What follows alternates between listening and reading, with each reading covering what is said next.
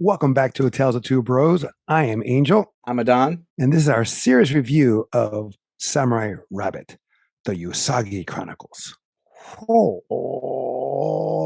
That's racist. Wow. At least you said it.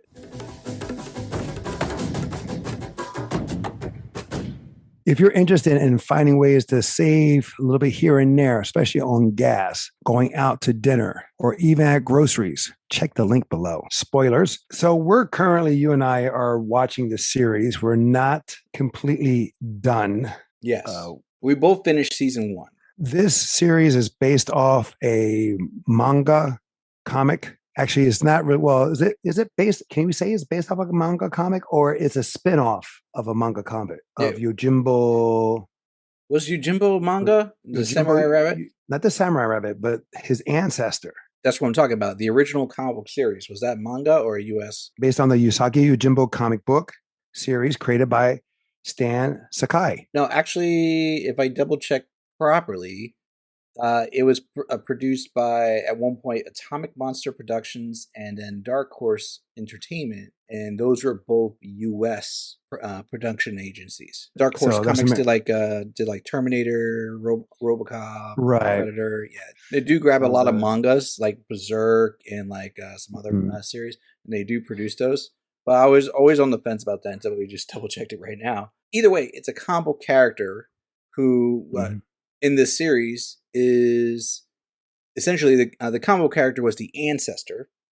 The character that we follow now is the descendant. And to go back to the ancestor, Miyamoto Usagi, he is influenced by Miyamoto Musashi in feudal Japan. Miyamoto Musashi, who created a book called the Book of the Five Rings, which was about strategy, and a lot of businesses, especially Japanese businesses, use his book as an influence for business deals and how like business strategy, where he used it for fighting strategy and philosophy. And then you have Yojimbo, which was a famous movie where that inspired a lot of spaghetti Western films, especially the ones with Clint Eastwood, starring originally Toshiro Mifune, and that's one of my favorite samurai films. You have the Seven Samurai, Yojimbo, you have Sanjuro, which was like a sequel to that, also all starring Toshiro Mifune. And like I said before, it inspired the spaghetti westerns with Clint Eastwood, but also they did another spinoff with Bruce Willis, I think called Last Man Standing, which was almost like exact, but like gangsters instead of cowboys or samurai. Wait, are you thinking about Magnificent Seven? No, Magnificent Seven's with seven people. This is one person. Well, you mentioned Seven Samurai, so my mind is stuck on that. Right. And there's all Magnificent Seven was influenced by the Seven Samurai or Samurai 7. Yeah. However you want to look at it. And then they did a animation one called Samurai 7, which is more futuristic based on that lore. Yeah, I remember that one. We're going to pretty good. We're on a tangent, but that was a good one. Yeah, I've been watching it, Samurai Chronicles, and I like it, and of course don't like it. I like it because what they're doing here, what they're attempting to do in the sense of continuing the character by using a descendant, continuing the story, but for a different generation. This animation, this series is definitely made for kids, but I can see the appreciation or the attractiveness to this series if you are a fan of Usagi Yojimbo. I can see that because you see that connection. And they go back with some flashbacks to Usagi Yojimbo when he's doing his some of his dealings. Yeah, they changed the art style. Right, because when we're watching it with this Usagi, he is 3D animation, and when they go to flashback, they do 2D animation, and also like manga, almost a manga style. It's like you see the outlines of drawings. It's very it goes like from one still to the next, kind of. So it's not smooth, but at the same time, it works. And those were actually one of my favorite parts when they would do the flashbacks. Even though they were like for seconds, I love the art style. I love it. Went to like a serious tone when they would do the flashbacks, and then they will pull out from that. It was a nice touch that I did enjoy. No, I mean, same here too. I did appreciate when they changed the art style, like you said, to hit different perspective or to give a different feel. The action is very simple. It kind of reminds me of like the old Ninja Turtle series where the fighting was very blah. Granted, they did show some movements. I was like, okay, I can see the parry where he's blocking with the sword or things of that nature. I can see where they get the moves from or where they got the influence to do the moves in the show. Yeah. And I never read the comic book, so I don't know exactly. I have the statue of him, of Usagi Yojimbo, but I never read the book. Have you? That blows my mind because I knew you were a fan because you have tons of artwork of that character. And I'm like, it's like, I automatically thought you read the books. No, I just liked it because his name was in the title, Yojimbo.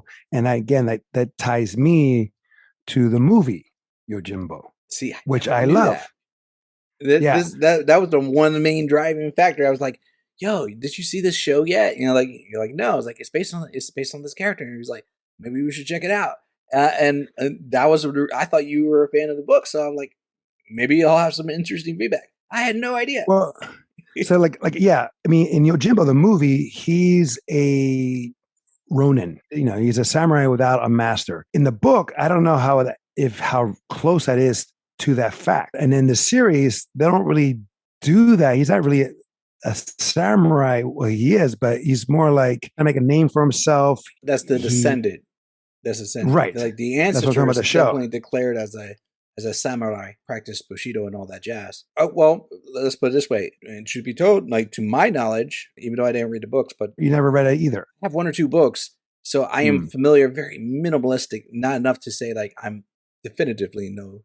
But like to my knowledge, the character was a very serious character. So his descendant character that you have is a far depiction away from what they had from the books. Right, very light. Now, granted, what also they have here in relation to the descendant is that, again, they have like a dinosaur pet dog named Spot. And I still don't understand what that is. Well, I mean, it's a world. It's a different world than we are from. So I guess dinosaurs can be pets, and dogs can be shoguns, and or is a hyena. It's a hyena, not a dog. It's a hyena. See, I thought it was like a meerkat. I don't know what he is. He's definitely not a dog.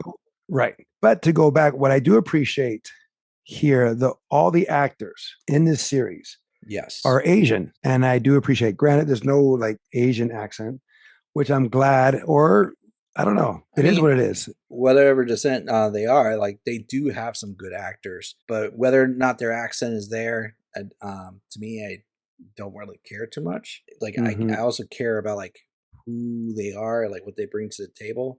Like the one of them is like Keon Young, and he did a lot of work, and he's also been in live action movies. He was in like Surf Ninjas. He did voiceover work for like. You love Surf Ninjas. I do. Brother. It was like, was it Tony Lowe? Like, brothers don't surf. No, but right. He's done a lot of movies like television, and he was in the video games. The cartoon American Dragon. Yeah. No, he's been in a lot of stuff. I'm looking at his filmography now, and he's has over 260 roles. So that's pretty impressive. He was in Young Justice. He was in Star Wars Vision, Yasuke, the one on Netflix that we saw. Yeah. He did a stint on Grace and Frankie, Squid Game, a lot of voice acting work, of course, on that. He was in a video game, Ghost of Tsushima. He's been an Archer. He's doing Queen of the South. Oh my, Jesus Christ. Samurai Jack, another great one. So, and then the list goes on and on and on and on and on. Anyway, let's go back to the show. So again, there's 2 seasons right now, currently streaming on Netflix. It's a great kids show. Yes, I would support that. They substitute the main sword weapon with a yo-yo. Well, they said that every person has their own, which I guess it would make sense. More into season 2 because they like other characters get other things that are legit weapons. Right. It becomes like another Shazam moment. Everyone has the power now. But instead of waiting for like the first half of the season, they waited like to season 2. Right. I mean, I don't really have a favorite moment. I do like some of the characters. I do like the bats and the moles. Bow Wow. No, was it? What's the guy's? What's his phrase? Not chicka bow wow. It's kind of like that. The Oh my God. moles. Yeah, The I know, moles. but he has a word. Oh, I But he has a forgot. phrase. I forgot what he says. Oh my God. Now I'm trying to remember. I can't remember it, but it's his thing. Like they come in like it's West Side Story, and they're attacking the snapping, snaps. the snap. Yes. And they have like a sonic snap attack, which makes no sense. No, of course not. I don't get it, but actually, the first time I saw that with the Elvis hair, I was like, I kind of like these guys. And I like the bats. They're both really cool characters.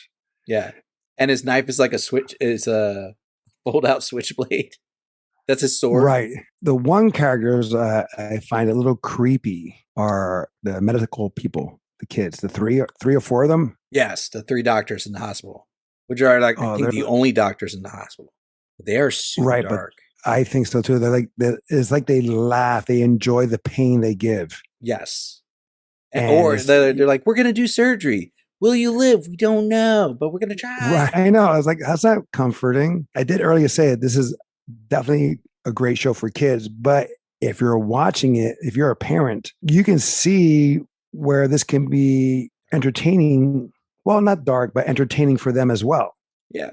Because what's cartoon? When we're kids, when we're young, anything that's on cartoon is just like, oh, cool. We don't really think of what they're saying. Looney Tunes. Right. Great example. Like 90% of the stuff on Looney Tunes nowadays will be considered banned. Tom and Jerry. Remember Tom and Jerry? They had the maid that they like. There was like several cartoons, and she basically like was the stereotype housemaid. Tom and Jerry. Tom and Jerry. Like you would see the housemaid in there, and they scrubbed some of those episodes because she was like the stereotype black housemaid. Oh, but that was rare. They did have those episodes, yeah. Well, I understand, but yes, I know they made it like dark skin with the big lips and yeah. But I'm saying like Aunt Jemima kind of thing, which is very. Are you sure it's Tom and Jerry? That was Tom and Jerry. They also had that in Looney Tunes, but like that was Tom and Jerry. I'm just saying as a reference point, like when we were kids, we didn't catch stuff like that. As adults, we would see that stuff, right. And even now, today, even more so. Yeah. In season 2, what episode are you on? Do you know? I'm not gonna lie, I fell asleep at one point, so I woke up.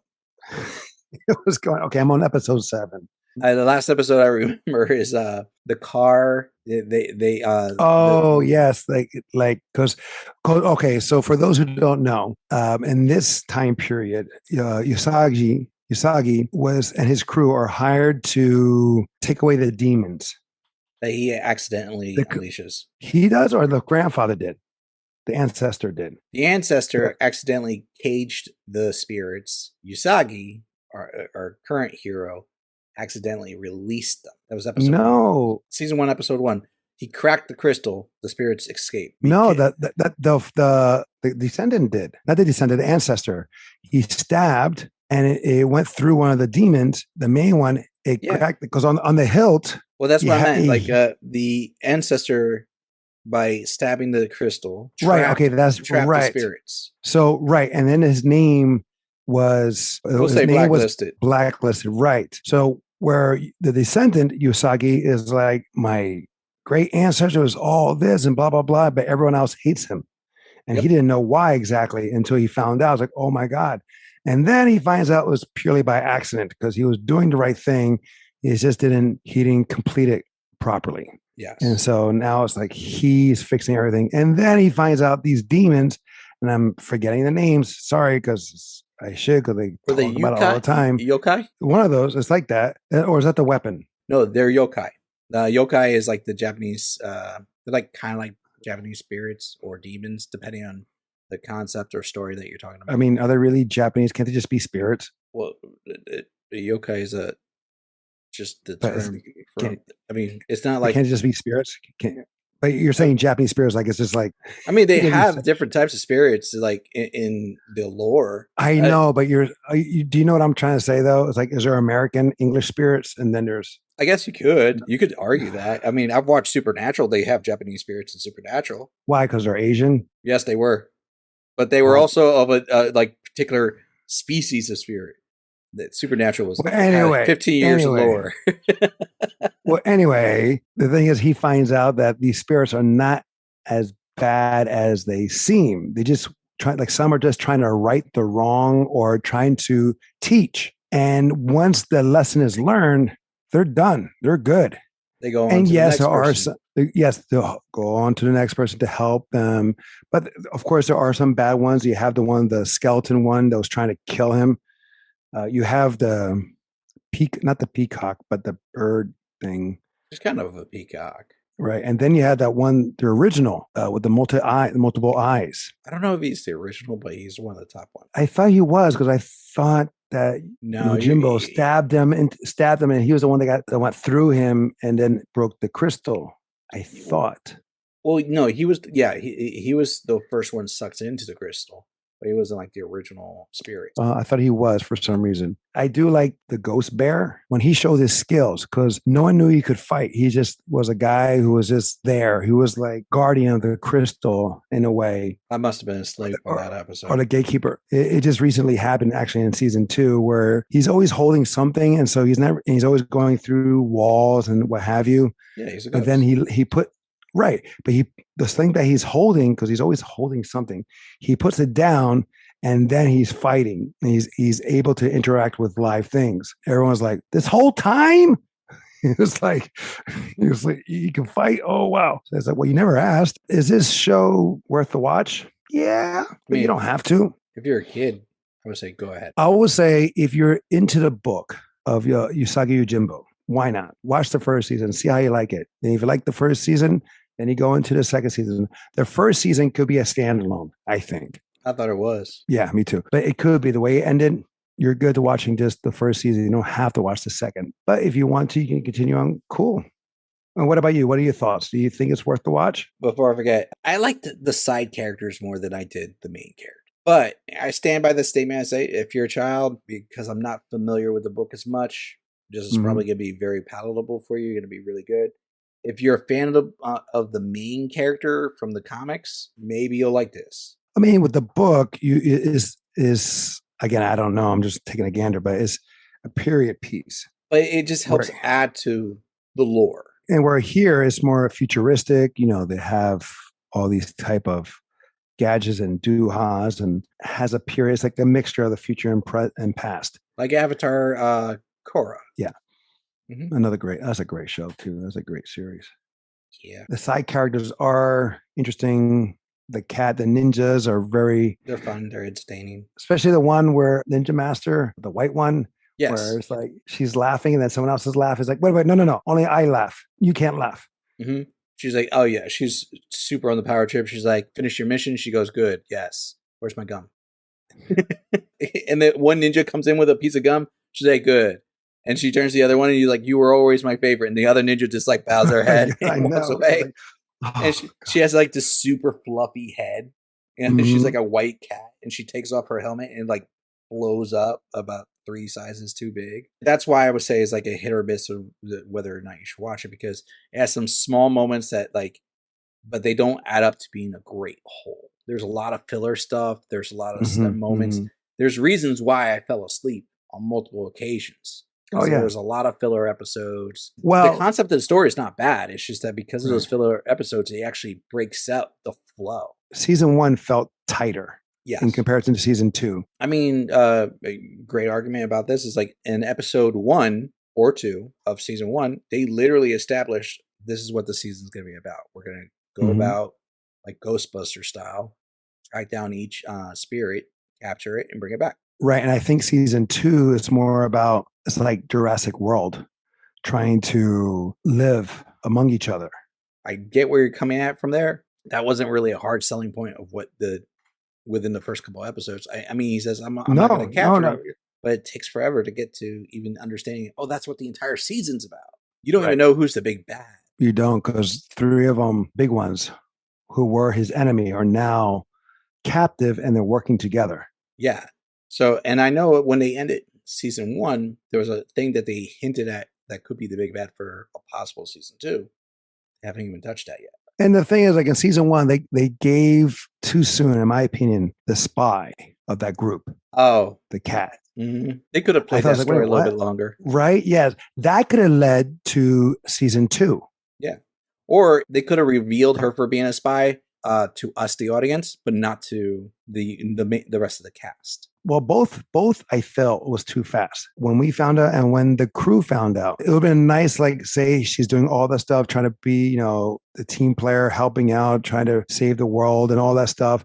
And then at the end of this last episode of season 1, as a cliffhanger, you see that she's actually a spy. It would have been a fun twist. It would have been a fun twist. And then the second season could be working on that in the sense of what's really up the sleeve of this ninja clan and all that stuff. But regardless, it's still entertaining. It was just, for us, I guess, in the sense of good storytelling and pace, like that, maybe that could have been better. Because I was disappointed. I was like, what? She's a spy and they're telling us already? It would have been a lot better for me to find out at the end. And like, oh, now they got something to look forward to in season 2. But that's me. Yeah, I don't disagree. All right, guys.